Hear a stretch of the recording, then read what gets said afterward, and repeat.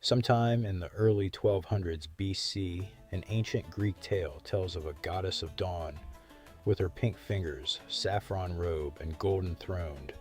Tithonus, a Trojan prince son of King Laomedon and brother of Priam, king of Troy, was carried away to the far eastern lands associated with sunrise. Their son Memnon grew up in the distant eastern kingdom, ruled by his parents, becoming a powerful warrior, leader of a large army, and king of Ethiopians. His divine mother gives him semi-divine prestige, similar to Achilles. Years later, around 1180 BC, in the middle of the Bronze Age collapse, the Trojan War was underway. Paris abducted Helen of Sparta, described as white-armed and divinely beautiful. Her husband, King Menelaus, was at a funeral in Crete and discovered she had left in the direction of Troy. Before Helen married, she had suitors including Odysseus, Nestor, and Diomedes. She made all four men vow to protect the other instead of jealous division as to who she would choose.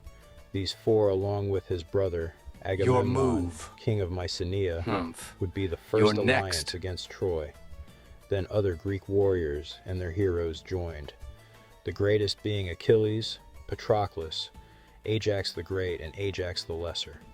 When the Greeks sieged Troy, many heroes died during the 10-year siege. The story proceeds in the last year of the war. The Greeks captured two women during a raid. One is given to Agamemnon, the other to Achilles as honored war prizes. The father of one was a priest to Apollo and confronts Agamemnon for her return, but is refused. This disservice angers Apollo, and the Greek army is punished with a plague. The army, suffering, pressures Agamemnon to return his daughter. Agamemnon finally agrees, under the condition of taking Achilles as prize. An insult and public disrespect. Achilles, angered, drew his sword to kill, but Athena stopped him. Achilles was given the choice to live a long, unconsequential life, or a short one of glory in which his name would survive eternity, and so fighting for honor and respect, he loses meaning and his place in the war. During this time, the Greeks are being pushed back, and many die. Patroclus could no longer sit back and watch and pleaded Achilles to let him join the fight. Achilles lets him borrow his armor to intimidate the enemy on the battlefield. Hector spots who he thinks is Achilles and throws his aimed, steady spear, which finds a small gap in his armor and kills Patroclus. He strips off the armor and wears it himself. Achilles, hearing of his closest companion's death, returns to the battle, specifically to kill Hector. Hector is terrified and retreats as Achilles chases him around the walls of Troy 3 times. The goddess Athena appears to Hector disguised as his brother Deiphobus, there to help him confront Achilles. As Hector faces Achilles, Athena disappears, leaving him to his fate. The two warriors circle around each other with their spears in aim. Hector throws his spear, narrowly missing Achilles. Achilles fires back, but does not miss hitting him between the armor and the neck. As Hector lingers in death, he asked Achilles to return his body to his family. Achilles' response was that his body will be devoured by dogs. Hector's response before dying was that Paris and Apollo will kill him, which is destined in the future. Achilles ties Hector's ankles to his chariot, dragging his body around the walls of Troy 3 times, letting his rage overcome his honor, then dragging his body around the tomb of Patroclus for 12 days. The king of Troy himself, Priam, sneaks into Achilles' tent, asking for empathy for the return of his son's body. Both mourn each's loss. Achilles relents, giving him his son's body and declaring a 12-day truce during funeral rites. Memnon arrives with a huge army to help the Trojans. His alliance and family connection to Troy gave him a duty to defend the city, and proving extremely dangerous, killing many Greek warriors, including Antilochus, son of Nestor, a respected Greek hero who was dear to Achilles. Memnon becomes the greatest Trojan ally after Hector's death, Antilochus's death enrages Achilles, and they both face off, the gods themselves becoming involved in their fates by scale, Achilles having a heavier destiny. Zeus decides Memnon's fate as destined to die. In a skilled fight, they circle and thrust each other with spears, then swords in close combat, matching each other equally in strength, until Achilles thrust a spear through a gap in Memnon's armor, killing him. Achilles is later killed by Paris and Apollo, which installed resolving determination within the Greeks to come up with a plan, which Odysseus did. Using deception, they hid their ships offshore and behind terrain to make the Trojans believe they had given up after the 10-year siege and had commenced home. Near the shore, they had left a sacred offering to Athena, the goddess, for safe passage home. A large horse was constructed as a religious object treated with reverence. Because of this, the Trojans thought bringing it under their control inside their city could bring favor from the gods by stealing their gift.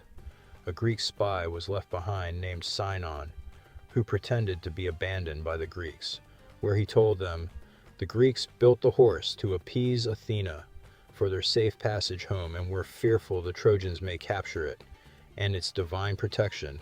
Bronze Age cultures held enormous importance on sacred objects. Ignoring or destroying offerings could anger the gods, and capturing these offerings could show divine favor. Laocoon, a Trojan priest, said to beware of Greeks bearing gifts and threw a spear into the horse. When a sea serpent killed him and his son, the Trojans interpreted this as punishment for doubting the offering. The Trojans bring it into their city and celebrated, feasted, and drank. Inside lay 2 or 3 dozen of the most elite soldiers who waited for the town to sleep. As the Greek fleet secretly returned, the men snuck out of the horse, opened the gates, and started killing the inhabitants of Troy. The horse may represent a battering ram, siege tower, or earthquake which damaged the walls and was represented by Poseidon and horse imagery. Either way, Troy was destroyed, and the war was won. Could Memnon have been real?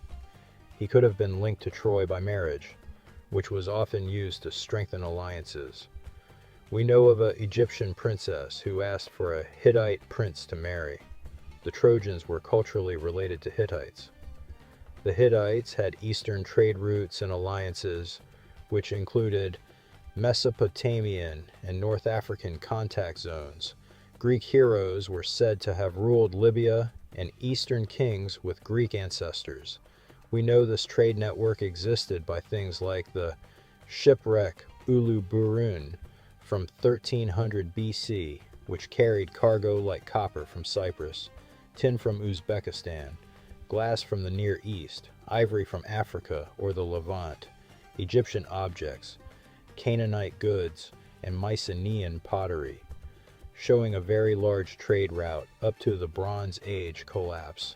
Egyptian scarabs have been found in Greece and Greek pottery in Egypt. Egyptian diplomatic contacts were reported, but not much evidence beyond the Nile River Valley. The Hittites were a bigger, more organized empire with even further reaching ties. Memnon was said to be king of the Ethiopians. Ethiops literally meant burnt face and was taken as darker skin. It doesn't describe Memnon as such, but the people within his kingdom. Ethios in early Greek described far-off lands.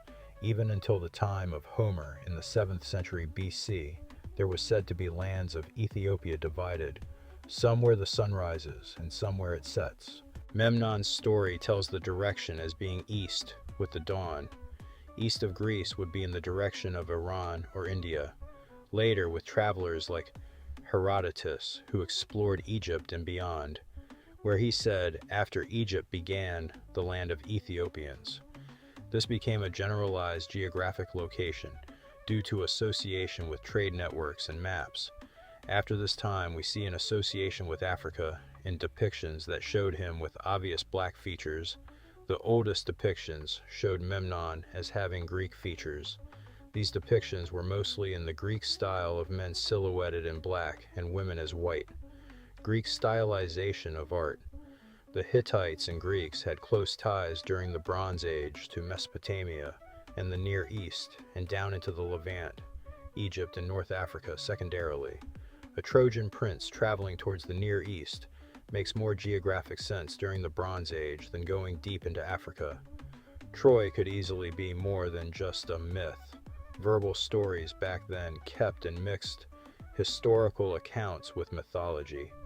The chaos and collapse of the Bronze Age would have left a searing memory and would have given plenty of instances of heroic tales who were memorialized the same way the Romans later did, and so creating stories out of pure fiction would not have been necessary.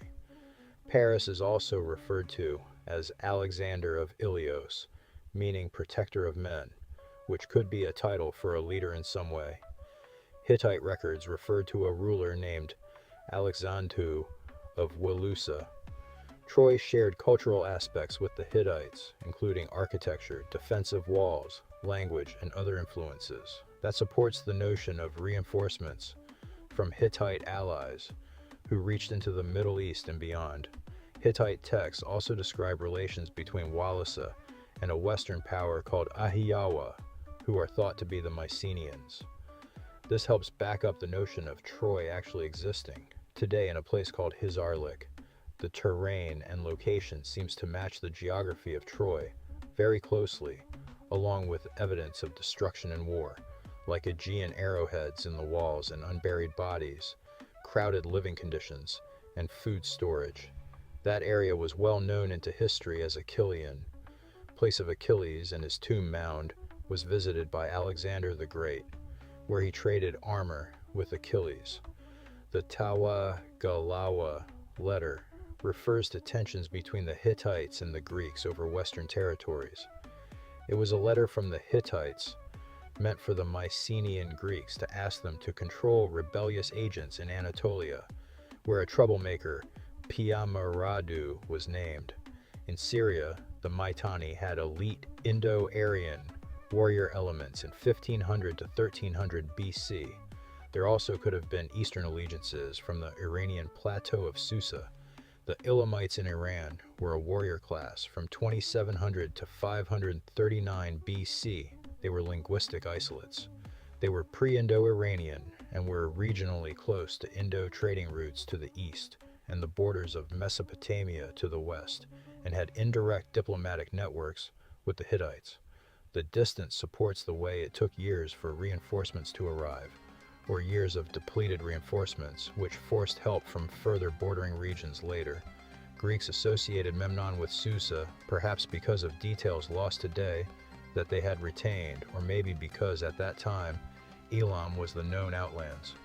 Memnon represented extreme distance, and with the Greeks' vast trade networks, Elam would have been on the outer regions of the known world. We only have summaries from the original epic tale of Ethiopians. Writers like Herodotus, Strabo, and Diodorus, going as far back as the 5th century BC, tell of his palace in Susa.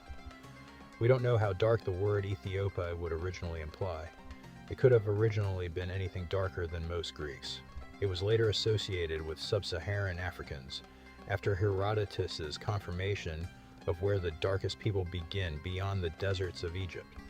The ancient Elamites' DNA shows a strong continuity to today's local population, Neolithic farmers, who were part of the broader ancient West Eurasian genetic cluster, the same general group as the ancient Greeks. R2 haplogroups were found.